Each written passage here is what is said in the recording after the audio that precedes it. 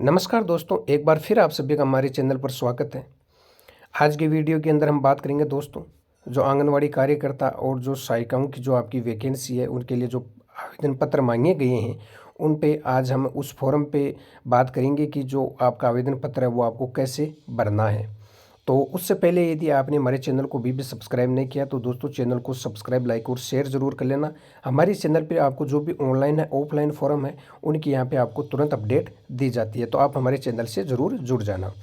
अब इसके अंदर हम बात करते हैं दोस्तों, जो आपका फॉर्म है उसको कैसे भरना है। तो देखो हम एक एक चीज़ की बात करते हैं। पहले तो यहाँ पे आपको दे रखा है कि यहाँ अपना पासपोर्ट साइज फ़ोटो चिपकाएं। यहाँ पे अपना जो भी फॉर्म भर रही है महिलाएं वो अपना यहाँ पे क्या करें, अपनी जो फ़ोटो है वो पासपोर्ट साइज़ की फ़ोटो है उसको यहाँ पे चिपका देना है और चिपका के उस पर क्रॉस साइन कर देने। ठीक है इतनी। उसके बाद में बाल विकास परियोजना और सहायक निदेशक, इसके अंदर आपको कौन सी तहसील है आपकी वहाँ पे वो भर देना है, यहाँ पे अपना जिला भर देना है। उसके बाद में ग्राम पंचायत कौन सी है, या आप शहरी निकाय से हैं तो शहरी निकाय का यहाँ पे नाम आपको लिख देना है। राजस्व ग्राम या वार्ड आपका कौन सा है वो यहाँ पे भर देना है। आपका आंगनवाड़ी केंद्र या ग्राम पंचायत का नाम है वो आपको यहाँ पे लिख देना है कि आपकी ग्राम पंचायत कौन सी है या आंगनवाड़ी केंद्र कौन सा है, तो वो यहाँ पे आपको भर देना है। जिसके लिए आपने आवेदन किया वही भरना है, दूसरा मत भर देना। उसके बाद में बात करें, फिर यहाँ पे बताया गया कि मानदेय सेवा पद। अब इसके अंदर क्या है, मानदेय सेवा पद के अंदर क्या है कि इसके अंदर कार्यकर्ता की सहायिका की जो वैकेंसी है ये उनमें से आपको कौन से पद पे आपको जो आप आवेदन पत्र भर रहे हैं तो आपको वहाँ पे लिखना है। या तो आप कार्यकर्ता के लिए भर रहे हैं तो कार्यकर्ता यहाँ पे लिख देना, या सहायिका के लिए कर रहे हैं तो सहायिका के लिए। जो अपने आप जो नोटिफिकेशन है हमारी इसके वीडियो बने हुए हैं तो वहाँ पे जाके उन वीडियो को देख लेना। उसके अंदर देख लेना कि जिस तहसील के अंदर या ग्राम पंचायत के अंदर जो अलग अलग गाँव के अंदर है वैकेंसी आई है, कहीं पे कार्यकर्ता की आई है, कहीं पर सहायिका की आई है, तो वो एक बार आप ज़रूर देख लेना। उसके अनुसार यहाँ पे भर देना। फिर आवेदक का नाम, यहाँ पे पति का नाम, फिर पिता का नाम, ये फिर अपना जो पत्र व्यवहार का जो पता है वो आपको यहाँ पे लिखना है। जैसे आपका गांव है, पंचायत है, जो भी यहाँ आपकी आपकी तहसील है सारा लिख देना इसके अंदर। यहाँ पे अपने मोबाइल नंबर लिख देना, यहाँ पे अपनी ईमेल आईडी भर देना। उसके बाद में बात करें जन्म तिथि, आपकी जो भी डेट ऑफ बर्थ है वो यहाँ पे आपको फिलअप कर देनी है। अब आयु की बात करें तो यहाँ पे आप कितने वर्ष के हो गए हैं और कितने माह के, वो आप कैलकुलेटर से यहाँ पे जाके उसको देख सकते हैं, यहाँ पे लिख देना। विज्ञप्ति जारी होने और करने की तिथि के आधार पे आपको यहाँ पे करना है। फिर मैं आपका वर्ग आ गया इसके अंदर, इसमें आपकी अनुसूचित जाति से है, जनजाति से, अल्पसंख्यक है या ओबीसी है, जिस किसी से भी हो आप, तो वहाँ पे जैसे आप ओबीसी से हो तो ओबीसी में यहाँ पे ऐसा टिक कर देना है आपको। यदि आप ईडब्ल्यूएस से हो तो यहाँ पे टिक कर देना है। यदि आप एसबीसी से हो तो यहाँ पे टिक कर देना है। यहाँ पे सामान्य से हो तो यहाँ सामान्य से कर देना। आपकी जो भी वर्ग है, आपकी कैटेगरी है, वही यहाँ पे एक ही फिलअप करनी है। मैंने ये बताया है कि आपको कैसे कैसे करना है।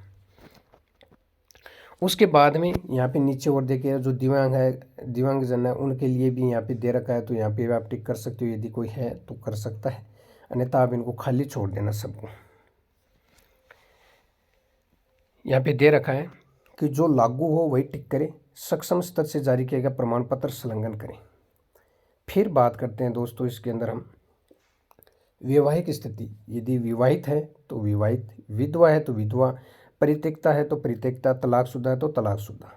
इनमें आपको यहाँ पे आगे आगे टिक कर देना है। और जो आपके पास प्रमाण पत्र है वो भी इसके साथ में आपको लगाना है। आगे बात करते हैं इसके अंदर हम, आपकी यदि विवाह की तिथि बात करें तो विवाह की तिथि आपको यहाँ पे अपनी लिख देनी है। और सक्षम जो स्तर से प्रमाण पत्र, विवाह प्रमाण पत्र जारी किया गया वो भी यहाँ पे इसमें साथ में लगाना आपको। अब जो आपकी शैक्षिक योग्यता है उसका विवरण यहाँ पे बनना आपको। देखो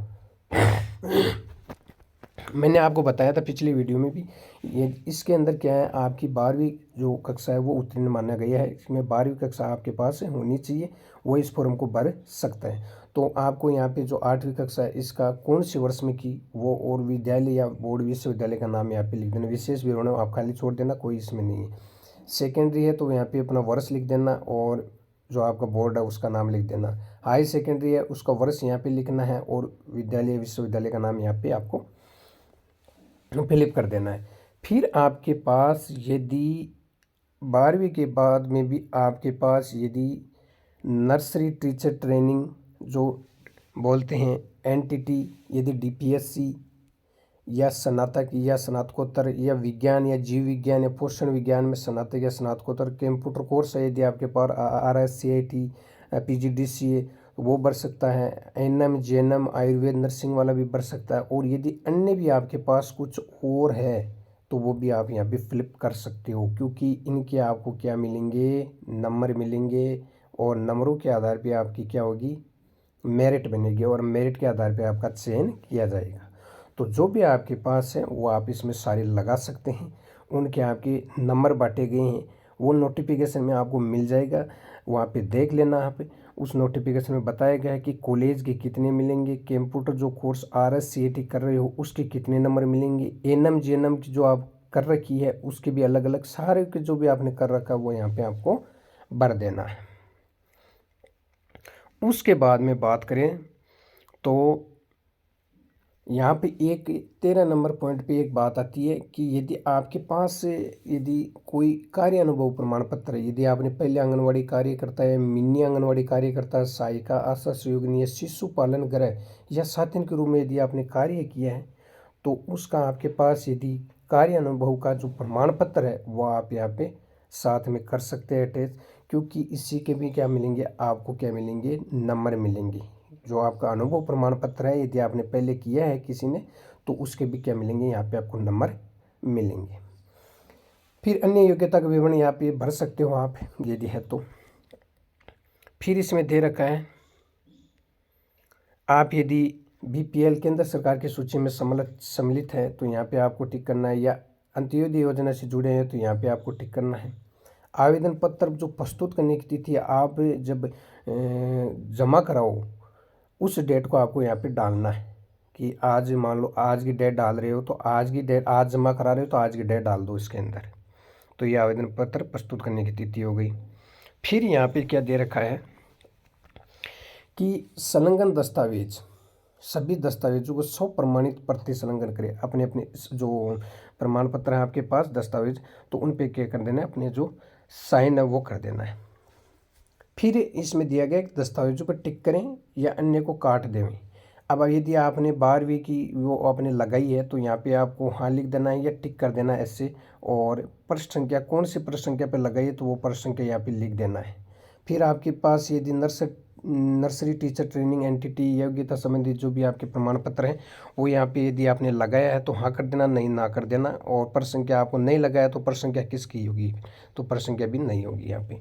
सेकेंडरी की जो प्रमाण पत्र तालिका है उसको आपको टिक कर देना है और कौन सी प्रश्न संख्या पर लगाया है वो भी लगा देना आपको।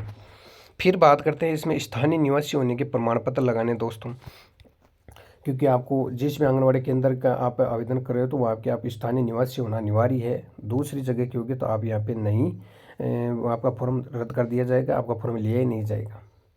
तो स्थानीय निवासी होने के प्रमाण पत्र यदि आपके पास है, कौन कौन से हैं, मतदाता पहचान पत्र, राशन कार्ड, आधार कार्ड, जन आधार, इनमें से कोई भी आपके पास 2 इसमें मांगे गए हैं तो 2 आपको इससे भी लगा सकते हो, उन पर टिक कर सकते हो। कौन से प्रश्न क्या है, कितने नंबर पे लगाया है पेज, वो आपको यहाँ पे डाल देना है। विवाह पंजीयन प्रमाण पत्र है वो भी यहाँ पे लगा देना है आपको।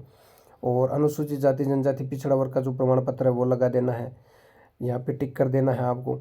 यदि आदि में घुमंतु जाति या आदि में घुमंतु जनजाति प्रमाण पत्र है तो वो भी आप कर सकते हो इसके अंदर, यदि जिस भी लागू वो कर सकता है। तो इसके अंदर आपको मैंने बता दिया है कि ये सारे इसके अंदर यदि आपने कोई भी डॉक्यूमेंट्स लगाए हैं तो उनके टिक कर देना, और पेज जो आपने कितने % संख्या पर ये लगाया है, जैसे आपने 7 पे लगाया, 8 पे लगाया, जैसे क्रम वाइज आप लगाओगे उसके पीछे तो वो आप यहाँ पे लिख देना।